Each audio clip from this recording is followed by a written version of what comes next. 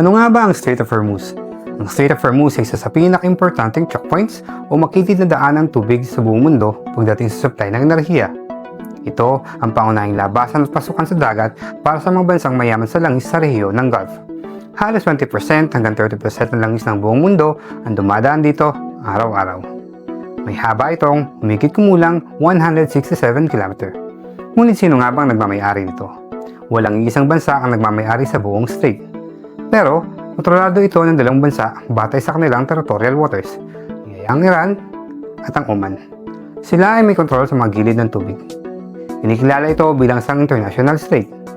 Ibig sabihin, ang lahat ng anumang uling ng barko ay may karapatang dumaan sa transit passage ng mabilis at walang hadlang.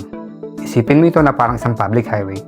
Sa normal na sitwasyon, humigit kumulang 100 hanggang 130 na barko ang dumadaan dito bawat araw. Hindi mo alam yun, no? Sa bagay, paano mo malalaman? Sarili mo lang iniisip mo. Ngunit hindi ito daanan lamang para sa langis.